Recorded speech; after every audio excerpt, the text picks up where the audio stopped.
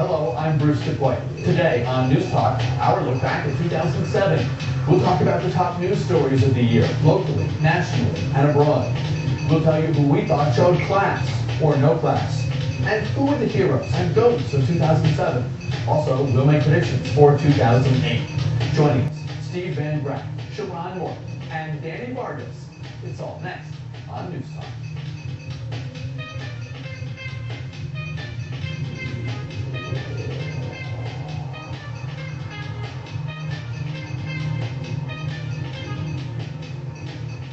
Thanks for spending part of your New Year's holiday with us. It's great to have you here. It's also great to be joined by two members of our regular Year in Review panel and a newcomer. Montgomery County Attorney and former Rockville Mayor Steve Van Graff is here. It's good to see you, Steve. You're looking great. Also with us, Prince George's civic activist and college professor Sharon Morton. Good to have you along with us, Sharon. Welcome back. And we have a newcomer in our midst. Danny Vargas is a local businessman and head of the Republican National Hispanic Assembly. Welcome to you. It's good to see you. Thanks very much for coming in. Danny's occupying the seat that John Mason has held since 2003. He's just been hired to be executive director of the Northern Virginia Transportation Authority, a job that precludes anything political. So he's had to withdraw from our little group. And it's 5 years. Yeah. He was wonderful. Terrific. Yeah. Talking about the war, other issues, and of course these Year in Review programs. John, congratulations on the new gig, and we hope you're watching, and we hope you enjoy the newcomer, Danny here. Well, let's get right to it. In terms of the big stories of 2007, I think I'll remember this year because new leadership came to the District of Columbia, and I don't just mean a new mayor. You know, we get that with some regularity. Adrian Fenty, though, is an interesting cat in political terms. Do you all see him as moving the city in a dramatically new direction, or is it kind of warmed over, same old, same old? Well, I think he's a new mayor. He's exciting. There are new things happening. They will be controversial. The education issue is certainly one that is on the news the most, but he's changing the whole city. I think you have to be excited about him. He's got a vitality amongst him, and I just think it's great. Sure. Yeah, I think that's what we finally need in this area. We need a take-no-prisoners kind of guy, and that's exactly what he's there to do. He's there to do what people elected him to do and what people expect from their elected officials.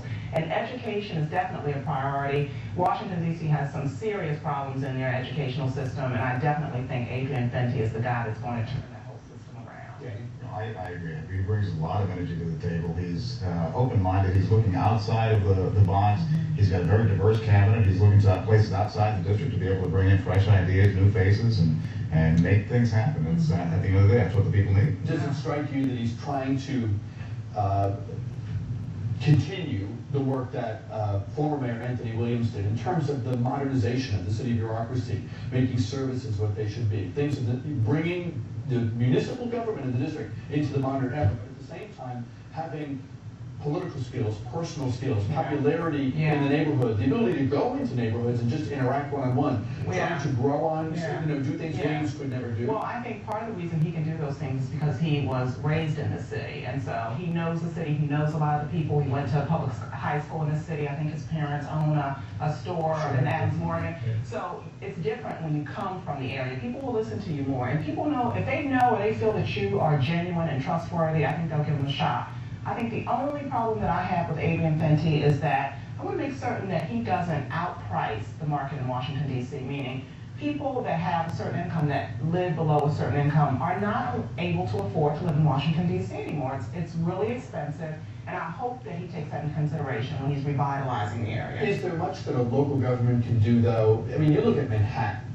People in the New York area don't have an expectation that they're going to live in Manhattan. That's something that, if you're lucky and successful over time, you maybe move up to. I mean, I know that may sound harsh, but I mean, that San Francisco, many big cities, you don't move to the priciest real estate in your first home. They're there. They're already there, Bruce. I'm talking about the folks that are there already, that can't afford to stay there. How much can local government do? You were a mayor. You know the business world. They can't do a lot about that. I don't think that a mayor has the ability to change the housing market that much.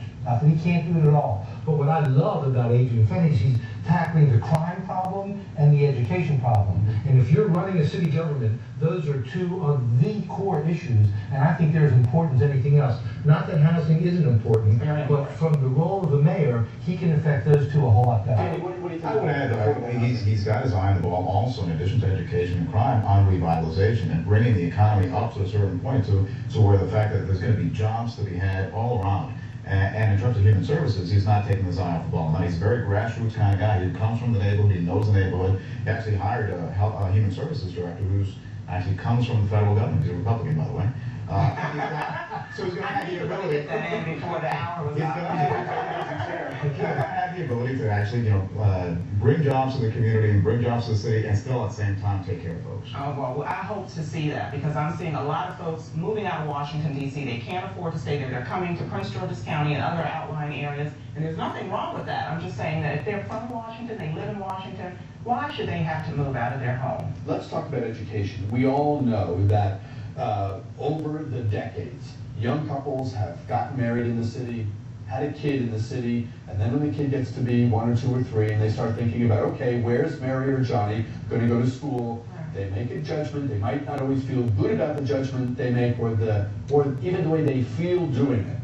But then they move to the suburbs. Will the test of the Fenty and Michelle Reed plan be that middle-class parents, both African American and white, start trusting the schools with their kids? That's always the test. I mean, as a parent of 2 elementary school kids myself, that's always the test. And if you can keep those folks, those parents in the city, it's definitely because they're seeing a corner being turned in terms of the educational system. It also costs money too. He's going to have to find the money to get those schools running, to hire the proper educators, and he's certainly moving in that direction. This new superintendent, Michelle Reed, has the potential to reform the education system, which is in badly need of reformation. Well, it's going to take time now. It's going to take time, but I think he's got the political will right now. He's got the political capital to actually affect some changes. Looking at New York City and what Bloomberg's been able to do, and having Fenty be able to capitalize on some of that potential that we have in New York, along with the city council supporting him and the new Michelle Reed coming in, I think it's going to be a powerful combination. What about the manner in which Adrian Fenty has gone about making so much change? One might have thought that, having come from the city council, that he would be sensitive to what lawmakers, what members of that panel feel when they're run over by a strong executive.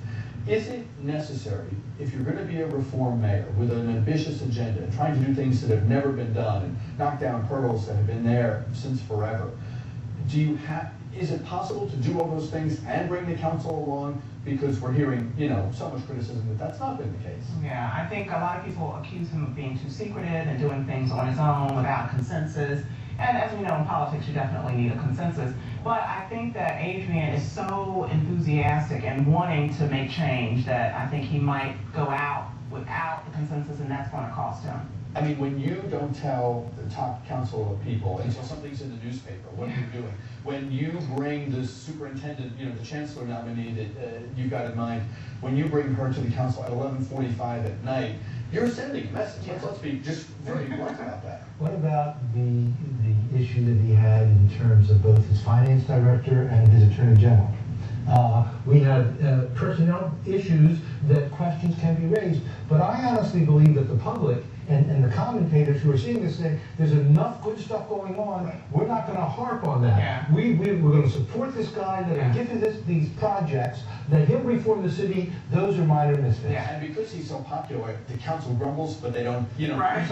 Precisely. Politics 101, you don't pick on the most popular The political. political will and the political capital I was talking about. He's got to be able to leverage that, take advantage of it. He's doing it now. You got to do it early, because leadership at the end of the day is challenging. Danny, Sharon, Steve, stand by for just a moment. We'll take a break here. Much more of our year in review here on News Talk right after this.